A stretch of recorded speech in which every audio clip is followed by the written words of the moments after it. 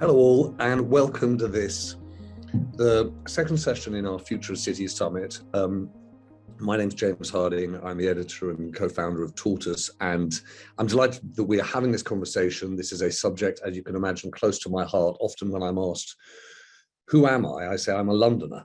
And so the fact that I identify in that way means that I've got more than a natural interest in this subject. What is London for now? Having just cycled across the city, I can say London is about 4 degrees now.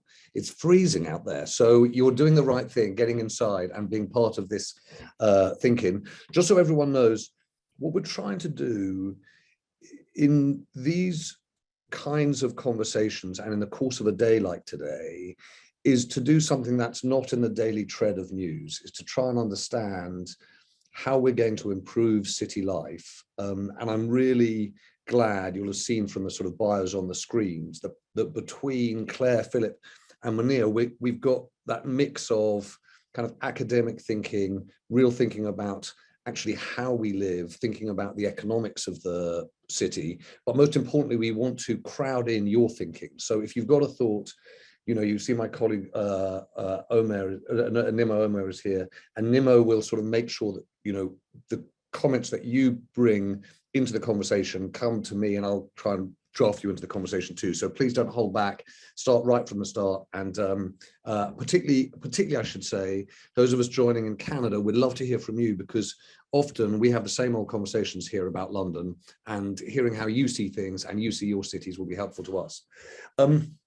You'll have seen the blurb, Claire Bradbury. You'll have seen, I hope, Claire, you've got a copy of your book, Dwell Being, because one of the reasons we were so keen to have you was that actually you thought about how we live in our cities, and particularly how we live in London.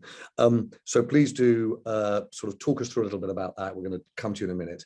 And Philip Hubbard, I know that, actually a lot of your writing and thinking has been quite influential for us in trying to think differently about the city. So I'm going to come to you in a moment too. But if I can, I'd like to start with Munir. Munir, the reason for that is we had a conversation like this about a year ago with your colleague Laura Citron at London First. And actually, I came away from it with a sort of spring in my step, thinking, I know it's not a colleague, but a sort of sort of advocate for London. The argument that she was making was, we have a concentration of skills, we have a concentration of culture, we have a concentration of capital, and some of the things that are complicated about London, its size, its kind of infrastructure, are actually benefits too. And so I came away rather positive. A year on, I think that's waned, and I wonder whether or not that's just the exhaustion of the pandemic, the excitement about levelling up and investment outside of London, competition from new cities, and a lack of clarity about what's London for. So if I kind of rushed in at you and said, listen, we've only got half a minute, what is London for? We don't have half a minute, but if we were to say that, what would be your kind of vision for what London should be for? So London should be for everybody. Clearly, London has huge inequality. It's a diverse city, but it's not a particularly inclusive one. And London needs to be for the whole country. And obviously, levelling up's made that more important. Some of the anti-London sentiment, the divisions sort of heightened by Brexit. So we're very much, although we're called London First, we're very much about making London the best place to do business, working with and for the whole of the UK, because London's recovery is critical to the UK's recovery, and addressing some of those challenges that London faces requires a strong economy and businesses creating jobs and growth. But can I just give you a probably not very thought through but emotional reaction to that? I worry as a Londoner that what's happened to our conversation about London is that it has been diverted by the political agenda of a Conservative government that says you basically don't get in the room unless you've got something to say about levelling up. And as a Londoner who's worried about the future of the city, I don't think our competition should be with Tyneside. I think our competition should be with Tokyo, Singapore, New York, etc. And for that, and by the way, I'm more concerned about levelling up inside of London, or as concerned about it as the rest. So I would like a vision of London that says, okay, we had a swing at being a financial services capital, we can still do that, but the next generation of London is built around these ideas or these prospects. And I wonder what those are. Yeah, I mean, I think you're right that, I mean, certainly in the conversations we have with government and stakeholders, we make the case around London's potential to deliver levelling up, but also the huge levelling up challenges that London faces. And you're right that London is competing on a global stage. This is about maintaining London as the UK's capital and a global player. And that, you know, that's really important post Brexit. So, you know, we want to see London leading the way on things like net zero. There are some real opportunities there. We want to see London attracting, you know, even more investment. You know, companies like Google, who've just opened their headquarters in King's Cross, they're not, you know, they're not necessarily going to go to other regional cities. And if you look at what London brings in terms of things like headquarters, yeah, has huge spin-offs. And, you know, things like financial services employs 2.3 million people. Now, 2/3 of those jobs are outside London. Tourism, London's the gateway to the rest of the UK. Now, at the moment, I think it's around half of tourists don't leave London, but have expressed, you know, some of the research we've seen has shown that they would travel, you know, an hour or 2 hours away. So there's huge potential from London that's not being leveraged for the benefit of the UK, but also globally. So, you know, huge opportunity there, James. I'm going to, by the way, one of the nice things here is it's not supposed to be very formal. So I'm going to bring in Philip, you know, and I'm going to bring in Claire, but Monier, as you see things, just wave at me or interrupt and we'll make sure we have a proper conversation of it. Philip, do you have a blueprint? I don't know if I have a blueprint. I think there, in terms of what London is for and where it's going, I think that most geographers and most people who analyse world cities would say that London's going to remain a competitive world city. But when we talk about competitive world cities, it all still starts with financial services. London is a good place to do business. And it's a good place to do business because of what us geographers call institutional thickness. It just has that kind of weight of institutions, associations, the universities, the learned societies, as well as the more kind of informal kind of networks, which make it a good place to do business. And that's where it starts. And I think it's going to continue. So, yeah, we know that London's polluted. We know it's expensive. We know it's divided. But we also, I think, can be very confident in the 21st century, despite Brexit, despite pollution, despite everything that's going on post-COVID, that it's going to continue to be a successful world city. But there are dangers there. And I think most of the dangers relate to questions of the quality of life that London offers. Mm-hmm. And I think the thing that COVID has really brought into sharp relief, I think, is that, you know, the threat when we see job losses in London recently, we see out migration. It's jobs that have been lost in retail, entertainment, culture and leisure. And if London's going to be a good place to do business, one of the reasons that that's the case, I think, is that London has a reputation of being an open place, a diverse place. It's a hedonistic capital as well. It's a fun place to be, and we can't lose that. Well, Philip, can we do, if you like, because I think you touched on three separate things. I'm going to come to the sort of how we live in the city with Claire in a moment, if I might. But I'm embarrassed to say that I hadn't heard this phrase, institutional thickness. I bet it's one of those things that's a kind of pillar of wisdom in urban geography, and I'm embarrassed I didn't know it. But it really interests me because I spent the first half of this week at the CBI's annual conference. And one of the things that's most exercising CBI, and you can see Treasury and BEIS, is the extent to which government can be active in economic geography. And they are clearly trying to build institutional thickness around, you know, battery capacity in the Midlands, or, you know, green energy up on Tyneside. What I don't see or hear at the moment is clarity about what institutions that we've already got, because I imagine we're not going to build them from scratch, what institutions we've already got that, like financial services, we could have a decent ambition to thicken right, to see a real increase in, that will give us the next 30 years of growth in London.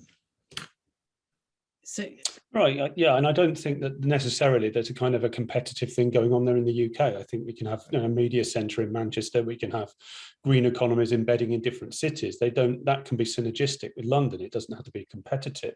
But I think in terms of the kind of post-COVID recovery of London, I think that one of the first things to do there is to address those sectors that have been hit really hard. I mean, something like creative workers. I mean, many creative workers struggled massively during COVID. And again, thinking about how we kind of build up the capacity of the creative sector in London, I think is really important.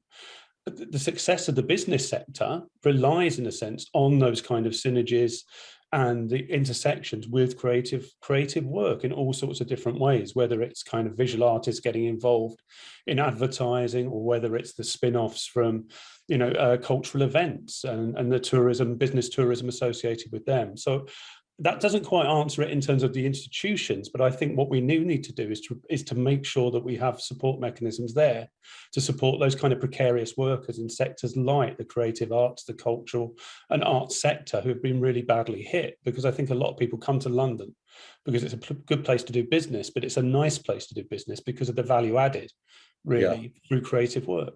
Well, I want to bring in Claire, and then I'm not going to lose Andrew Girdwood's point about, is London a real driver for the rest of the UK? Because fair point, it hasn't always been. And I want to pick up, Louise's point around inequality within London itself. But Claire, I'm going to come to you about the actual questions of how we live in London and whether or not living in London is itself a good idea, right? But can you just pick up on Philip's point? Because there's a lot said around culture, creative industries, London as a lifestyle choice, and that being a driver for the city economically. How good is that offer these days? How much are high streets being denuded? How much are we seeing it harder for housing reasons, or rather to live in London? How good a city have we got? Well, look, I don't want to start on a negative point, because that is really absolutely not the lens that I tend to want to bring on this. But I think, to be realistic, James, we've got a model now that is in danger of leaving us quite depleted. However, I do think that the pandemic gave us this opportunity for real introspection. So for city dwellers, for those who live amongst the city, to pause and think, okay, well, while our leisure and recreational outlets, and indeed employment in a lot of cases, education, are on pause and on mute, what are our critical levers, our quality of life levers, that are going to allow us to feel that sense of fulfillment in London? So I think the story is one that's on the upturn. So, all right, well, let's make you, I was going to say, let's make you mayor for a day, but on the basis that actually the mayor has very little powers except over transport, let's make you an all-powerful mayor for the day, Claire, and say, how would you transform our urban lifestyle and landscape so that we can boast to have the best city to live in, not economically most competitive, we can talk about that, but the best city to live in the world? What an honour, thank you. It gets taken away, I'm afraid, at the top of the hour, but go for it. Yeah. Look, I think if I may, I'll bring in some of the pillars that are in well-being, which I'm mortified to say I actually gave my last copy away, and I've got an order on the Hot cakes. I'll put a link in the chat to the book, but I really focused on what the softer pillars are that we tend to lean on, sometimes subconsciously, in urban life, to get us to the point at the end of the day where we think, it's the difference between a great day and we're thriving, or actually it wasn't. It was a terrible day and we're sort of just surviving. So to me, that really majors on nature, which I talk to the point of wilderness in the book, but about really bringing green space back into the city for all kinds of reasons. But in terms of supporting public health, well-being, there's normally we focus on mental health when it comes to green space, but physical health is, of course, bound up with that as well. talked extensively about food, about food in the sense of nourishment. You know, food binds a lot of our, or anchors a lot of our social interactions, but it's also quite literally the fuel that enables us to weather what can be quite a challenging way of living. You know, we know that living in cities is tough. Physical activity is another big one, and indeed arts and culture, and this idea that we need to permit and really let flourish creativity, and that it is vital to how our areas become self-sustaining, how we support our high streets, and so on. So some really and Claire, can I just ask you about that? I'm going to bring in Louise in a moment, but how much are we talking about very different? We're talking not about a city, but about a collection of boroughs, a collection of neighborhoods, even within those boroughs, where some things that you say will resonate almost emotionally, and some of the things that you say will feel like you're talking about another place altogether. We heard in the first session with Liz, you know, these stats about life expectancy. Yeah. But take, for example, your last point, the point about cultivating creativity. Is that realistic in the more deprived neighborhoods in London? How much are you talking about a kind of luxury set of problems? I think these problems are really universal. They're going to appeal to different cities, to different residents in cities, to differing degrees, of course. But the fundamental building blocks for what makes humans feel happy, feel that sense of quality of life, of equilibrium, are quite universal. Yes, we enjoy them in different ways. And when I'm talking about creativity, I actually, in Wellbeing, I made the decision to talk a lot when it came to the chapter on imagination. I talked a lot about street art. Yeah. Precisely because it is in the public domain, it's free to access. I mean, street art is also interesting, right? Because it tends to pop up in areas that are perhaps a little bit down at heel. And then there's quite a predictable trajectory that those areas then follow in gentrification terms. But I don't want to go down that rabbit hole just yet.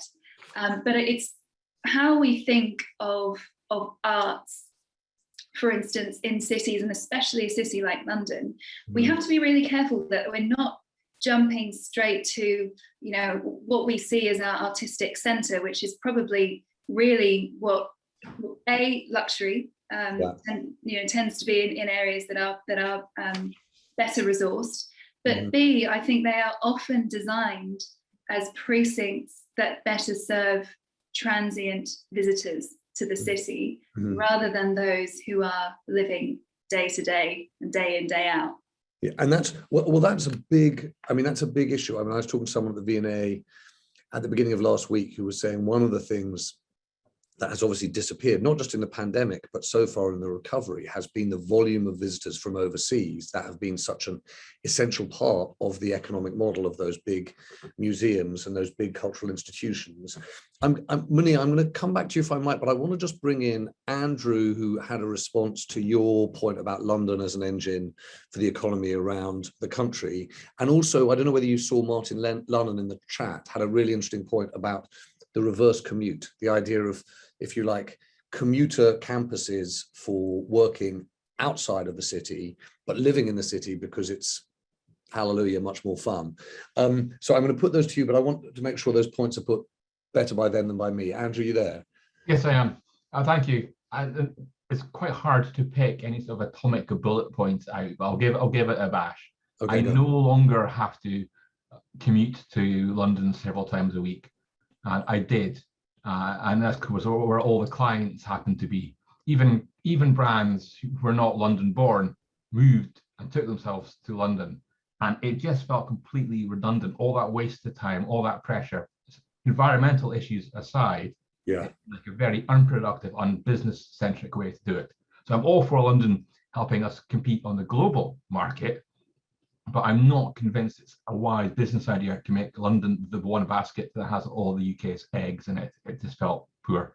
And then the other, if I'm allowed to second, is recruitment. The same is true for Dubai and London.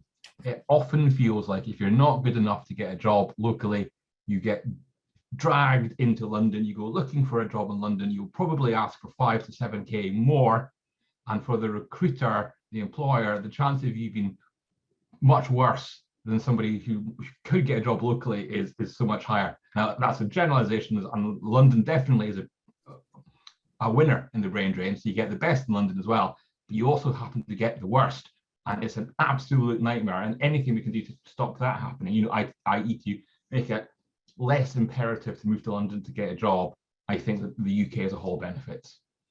That's a really good, it's not the worst. I think the really interesting idea is getting the second best.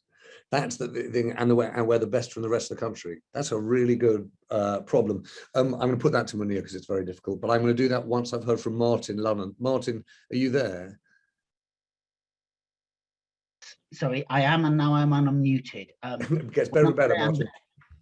When I say I'm there, I'm a Londoner. I live in the centre of London generally, but I'm actually here for the moment. Is actually a ski resort in Italy, because nice. I've literally come down from the peaks after a morning skiing, and this is why I'm dressed slightly oddly and in a slightly oddly decorated room.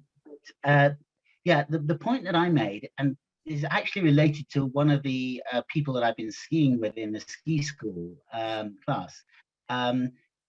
She is 23.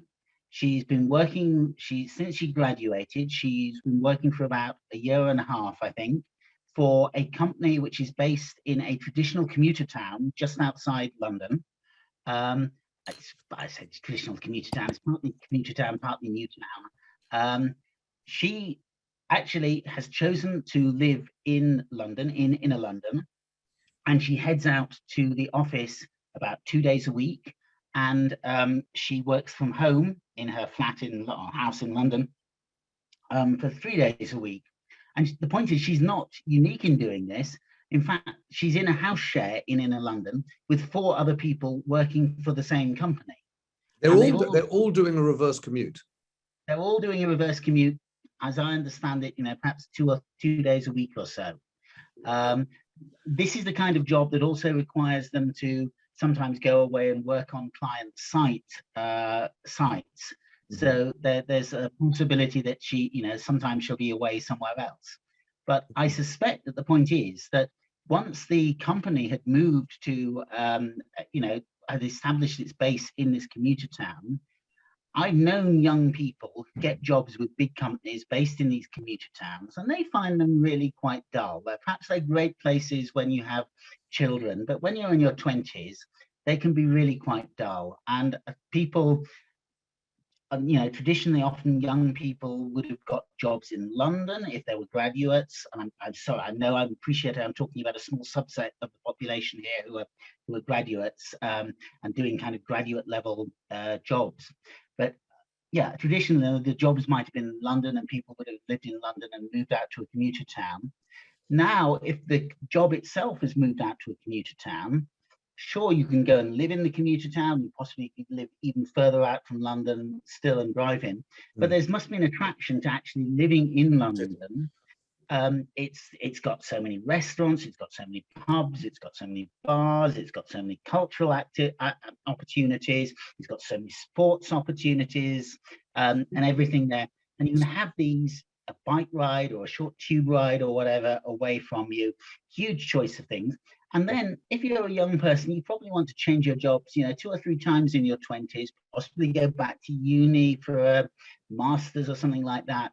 And London will offer you the chance to do all of those things. Well, Martin, let me put that.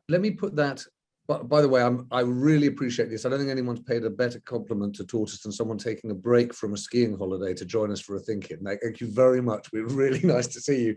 But I'm going to put your point to Munir. Is the plural of Martin's anecdote data? Is there a trend here? Sorry, James, my sound cut out. Sorry, Munir. I was asking, is the plural of Martin's anecdote data? I.e., is there a trend here along the lines that Martin's describing? It's difficult to say, because I think there's a kind of a short-term point about people coming back in the sort of aftermath of the pandemic, and you know, if we're honest, we don't know what habits are going to stick. I mean, certainly what we're seeing from businesses in our membership is that most are getting people back 2 or 3 days a week. They're trying to preserve the, you know, some of the benefits of hybrid working, which, you know, many of us appreciate: getting the laundry done, getting your parcels delivered, being able to go to the gym. But, you know, there are some things that just aren't as good as Zoom. So doing things like business development, client meetings, brainstorming. And because the labour market's very tight and hot at the moment, you know, a big part of that is around retention as well. But there's kind of a longer term challenge, I guess, in that we don't know which habits will ultimately stick.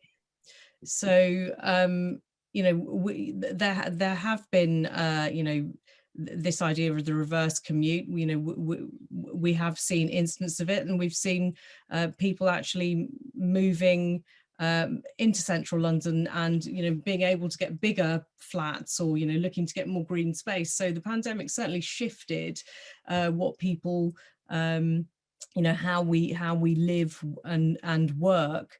But it's really difficult to say if that is, you know, that's going to be a fad, or if, you know, at some point we're all going to end up drifting back 4 or 5 days a week like we used to. I would say that I think that, you know, the love affair with London isn't over. And if you look at things like weekend leisure on the Tube network, that's back up at pre-pandemic levels. So that's interesting. That's interesting because I suppose that speaks to this question we're kind of tiptoeing towards, which is there a resurgence of London as a lifestyle capital, as the best place to live, but is its role as an economic driver, as a place to work? I'm going to ask Philip if I might, Munir, and then I do have a chew on that, but I'm going to ask Munir, Philip, because you've got your hand up. Yeah, no, just in terms of commenting, I think reverse commuting is something we'd observed. I think going back 20 years, people were talking about telecottaging and the potential of living in London and going out to kind of these tech barns in the countryside, you know, to do the day job. And we kind of lost a little bit of that, I think. The idea of telecottaging seemed to fade away into the distance. But what I would say in terms of this idea that people still want to live in London, we've done research at King's, and I think it really confirms that. We did some work with Ipsos Mori. They surveyed 1,000 Londoners and 1,000 people in Paris, and 63% of Londoners are happy with their quality of life in London. What number? Say again? 63% are happy with their local quality of life. They like the green spaces, they like the amenities, they like the shops, everything. But 43% of the respondents also say they plan to leave in the next few years. So there's a contradiction there. And the only way I think we can get to what the root of that contradiction is affordability, to be honest. Yes. And I think what we've got at the moment is this kind of crisis of affordability. In London, 49% of Londoners identify affordability as a priority. They think the mayor, the government ought to be doing more about that. In Paris, it's only 27%. So it's obviously an issue. And in London, it's more of an issue for people we surveyed than pollution or littering or terrorism. It's affordability. So I think when we talk about this race for space and people leaving London because they want more room, I think that's true. But I think they want more affordable room. That's the issue. And Philip, sorry, this is an unfair question, and you may not know the answer. I certainly don't. I was in a conversation similar to this the other day when an economist, Charles Goodhart, so like former MPC, really serious, said something I just hadn't seen coming at all, which was that if you live through a period of inflation, what you tend to get is a reduction in inequality. We've had such low inflation, it's been one of the contributors to structural inequality for 2 decades now. If you're looking at the 2020s as a period of higher inflation, does that change the dynamics in terms of affordability in London, or does it make it worse? i.e., are you going to see a rise in interest rates, a drop in some property prices, and a change in affordability? Or are you going to see a gap between cost of living because prices go up and the increases in wages, so there's a real drop in living standards? I don't know whether cities suffer more or suffer less when you go through these inflationary periods. I think there's mixed evidence there. I mean, I think in terms of housing price, for example, if you look back at in the 1980s, where inflation was in some senses relatively low, actually the contrary seemed to be the case. I think, for example, London and the southeast, house prices were roughly the same. Right. Then we come into the 21st century and it begins to open up massively. So there clearly are connections there between inflation, the cost of living. But I mean, I think in terms of London, we're looking at London now more in terms of not just kind of national inflation and national property markets, it's an international property market. And the declines we're seeing in London in housing price, I think they may well be good in terms of creating a more level playing field and closing up the gaps between London, the southeast and the rest of the country. But it's not a clear cut. It's not a clear-cut trend. It remains to be seen, I think, because the stamp duty holidays is kind of muddying the data a little bit at the moment, I think, about the house prices in the UK. I'm going to come back to, I want to bring in Lisa and Louise. I said we'd talk about, Lisa's just made a point about time and Louise made a point about place, which I want to talk about in a minute. But can I just hold that for a second? Because there was a subject we touched on at the beginning, which was around whether or not there are sectors that we could, in effect, dig up to improve London's prospects. And David Francis raised a point about the creative industries, and Bill Ayres has raised a point about the way in which we change retail habits for good and bad. And I just would like to put those, I'd like to hear those before we go to that other set of issues. David, do you want to just make the point on the creatives front? Yeah, there's been some research done by DCMS and the British Film Council, and the size of the film and screen sector in the UK was about 2.4 billion in 2018, and that's projected to practically double by 2025. And the thing about the film and screen sector is it employs people across a range of different skills. So from everyone sort of people who are involved in the kind of behind the scenes, hairdressing, makeup, stage building, right up to sort of directors and cameras and actual actors. So there's something about recognizing the advantages that London's got and making sure that, I mean, I work for the West London Alliance, which is 7 boroughs across West London, but film and screen is actually big in West London, but there's also ambitions to kind of grow that sector in East London as well. So there's something about how we recognise London as a place that's got kind of advantages. You know, through one of the things that's happened through the pandemic is the demand for online, whether it's Amazon, Sky. You know, there's massive demand for online TV production and all those skills around that. So, and I think I think one of the reasons why, as boroughs, we're interested in sectors like that is because I think Manu made the point about you know, London is not just for London; it's for the wider UK as well. But actually, I mean, I live in Brighton, but I work in London. So there is a lot, and a lot of those jobs that we're talking about in the film and screen sector don't necessarily go to people who've grown up in London. No. So there's something about when we build that better, how do we make the residents of London more competitive in the labour market? So we're not just trying to grow the economy, but we're trying to make it more inclusive. So there's quite a lot of things mixed up in that. And I think people miss the point when they say that London's got all these advantages, because it's people outside London who often benefit. And there's some people. Let me bring in Louise, if I might, on exactly that note, because sorry, Louise, hold 1 second, because I just wanted to bring in that Bill Ayres point. Bill, are you there?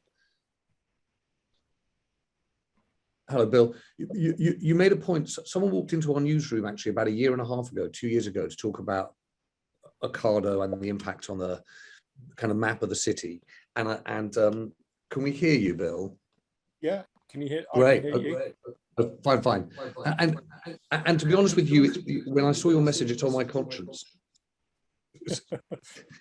Yeah, well, I mean, we're in this. I suppose one of the things I was going to say, a bit like culture wars. I think as a Londoner, lifelong Londoner, we've got these community wars going on for the kind of heart of our city. And in our case, in Junction Ward in Islington, which is a very kind of mixed socio-economic ward, Ocado tried to build a big distribution centre on an industrial estate, which traditionally had been kept in London to enable, you know, the growth of small businesses, etc., kind of workshops, offices. But they've tried to subvert the planning laws, basically, to build this enormous distribution centre, to be honest, mainly servicing the richer parts of Islington and Camden. But what I thought was important about it is, like things like low traffic neighbourhoods with the clash between car owners and people who want to cycle and walk more, the actual kind of, I think one of the things the debate is really missing at the moment is these live battles that are going on because of a vacuum of policy in the case of the industrial estates. And I think, you know, we've had to go through to a judicial review. We're constantly trying to fight the battle, but the reality is this is going to be a very big parasitic hub, sucking a lot of wealth out of the community.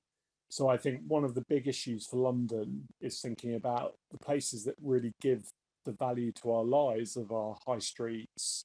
You know, that's what gives you the buzz in London. And can I, Bill, sorry to interrupt.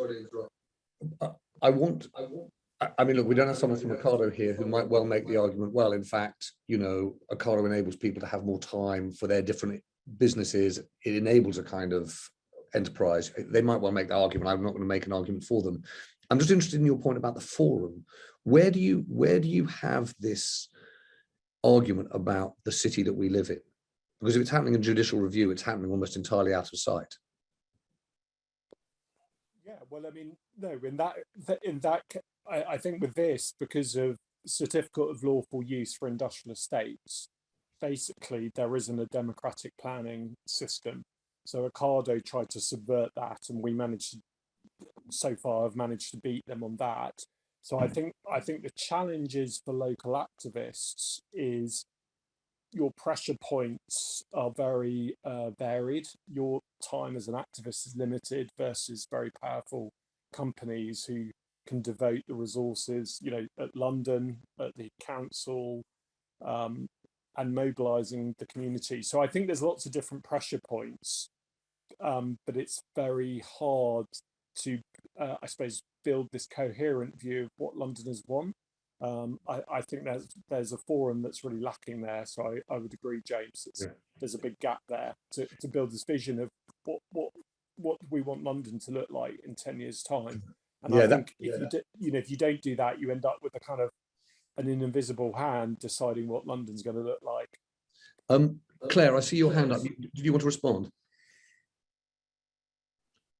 Yes, thank you. I actually, James, I don't know if now is the moment, but I was just going to bring this point in about what London is and what we need it to be, what Londoners need it to be. And for me, something that keeps getting lost in the debate, and I think it's because along the way, empathy and equity have been designed out of cities like London, especially if you look at the sort of cold heart, the business heart, I mean. It's a home.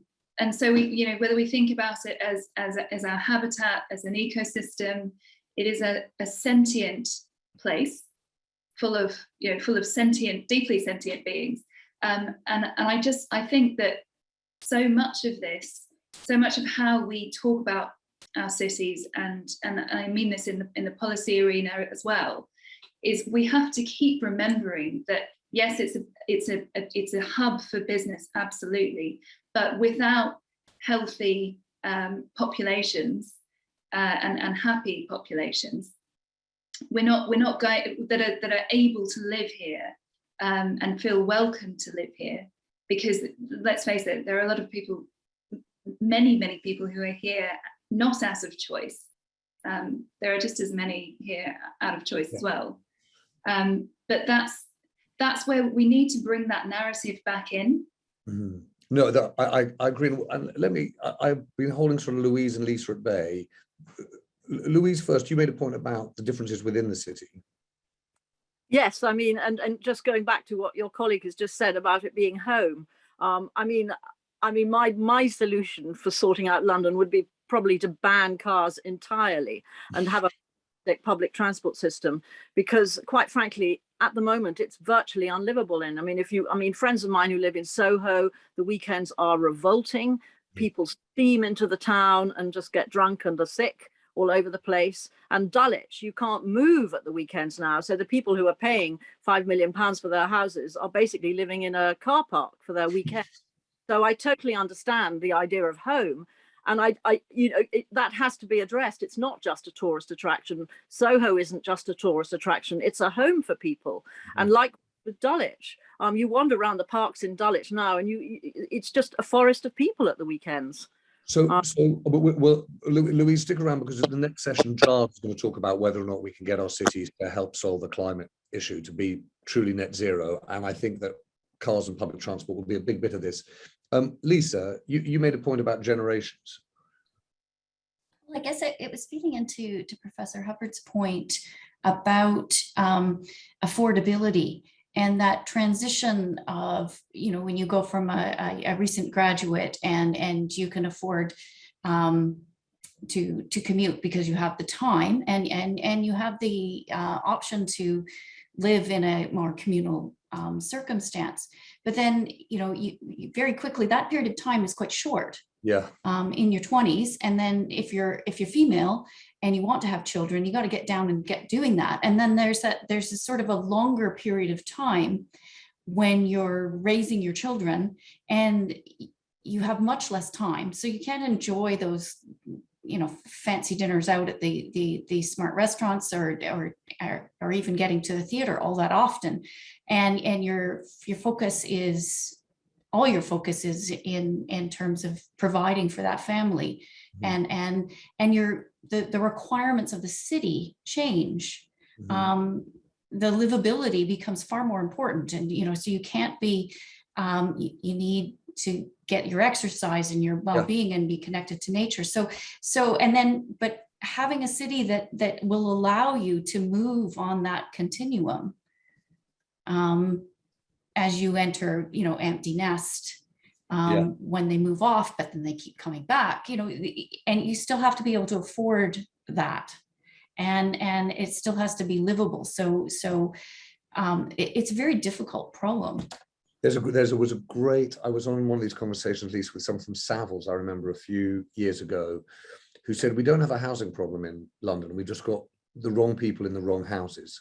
And the point was, if you look at the amount of the equitable and efficient use of space in the housing stock, right, that's a really, really difficult problem to solve, but would certainly go a long way to solving it. We're almost going to run out of time, but I'm going to ask Claire, Philip and Munir to do something on the hop, which is probably unfair, which takes Claire's idea of home and home improvements is my question. It would be lovely to come away from these kinds of conversations with oh yeah, that's a good idea. That would really make an improvement to our home, to London. And I'll give you the kind of thing I'm talking about. I'm saying, if you could walk into the mayor's office and say, look, this is going to cost 10 to 50 million pounds, so you can afford it in the budget, but we think it'll really make a difference. Right? So I don't live that far, for example, from the canal that runs all the way from the West London, from Heathrow all the way to the Olympic Park. I would like to widen the banks by about 2 meters on either side, and so it could be a green park like the High Line or one of those places, and you would create a proper east-west park, and the mayor could do it. You'd have to knock some planning heads together and property owner heads together, but it wouldn't be that much money. That would be my proposed home improvement. Given you put this idea in my head, Claire, you've got the problem, which is you're next. What would be yours? Well, I love that idea, James. Mine would actually be in our streets. So incorporating street furniture, which, I mean, there's the most modest and yet impactful tool that we have, and that so many cities across the world have used, is the bench. Yeah. So that we're allowing people not just people who need to sit down. We're actually encouraging people to dwell on the streets. So benches, low-level planting. It's not all about planting trees. I think we get very hot-headed about the fact that it has to just be trees. It can be other greenery as well, which is often much better at sequestering carbon anyway, actually, and taking the immediate air pollutants out. So for me, benches. I love it. We go into the mayor, we say we're going to spend 10 million quid on benches. We're all going to have a sit down, chat to each other, I love, absolutely. I mean, we're in. Mania, what would you do? Well, mine is predictably very dull and about devolution. So I would say to the mayor, give me the powers and means to make the changes the city needs. And, where we really like to see that is in things like skills and public transport. So just so I'm exactly clear, your one request is devolve power to the mayor's office around education and skills, transport funding. Yeah, because at the moment, and to do that regionally as well. I mean, we work with other business groups and metro mayors around the country on this, because then they could each take their, instead of these small pots that you're bidding for, they could take their respective shares of the national careers budget and immigration skill charge and use that where it's needed. Okay, and just to double down on your boring, would that include tax raising powers? Yes, it would for things like public transport. I think that's inevitable given the funding model of TfL. That right. So you would have variable taxation through the UK, allowing different metro mayors to raise tax on what, income or consumption?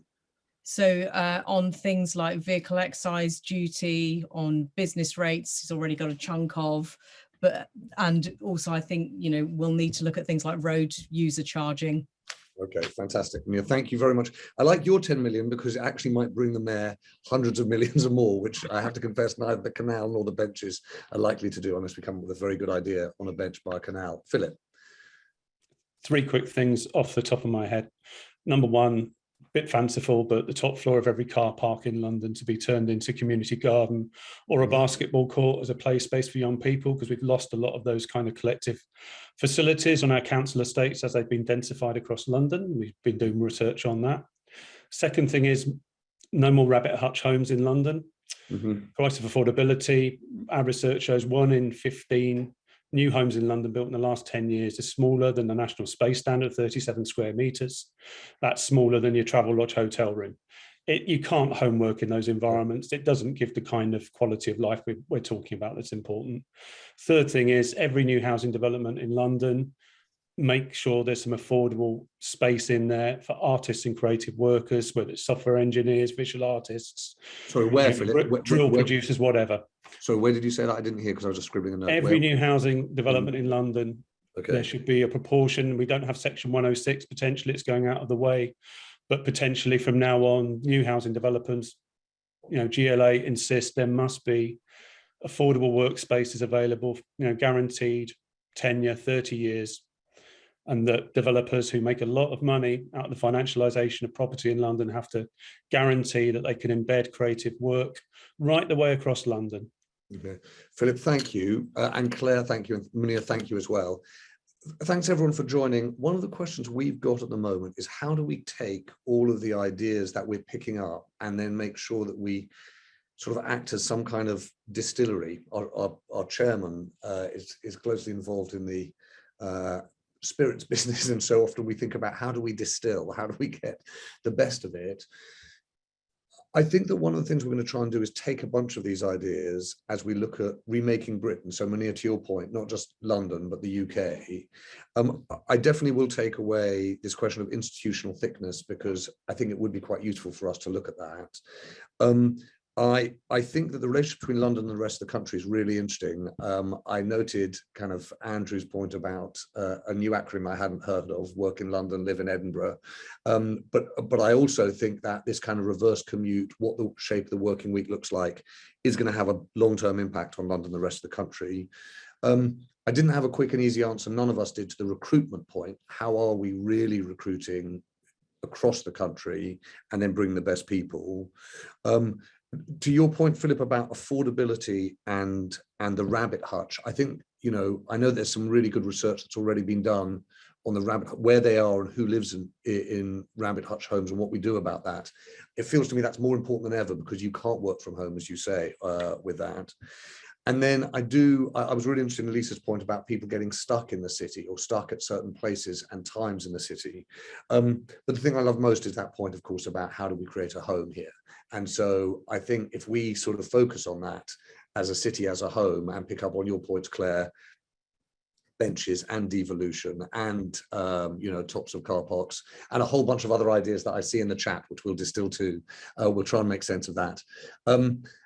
As ever, I've run over time, but it was just too interesting and too enjoyable to stick and be as punctual as we should have been. Thank you to the three of you for sparing your time and frankly your wisdom. It really makes the world of difference to our understanding of these issues. In about 5 minutes time, my colleague Charles Whittell is going to take over and talk about net zero and cities. So take 5 minutes and enjoy the best thing about these summits, the music. Thanks all.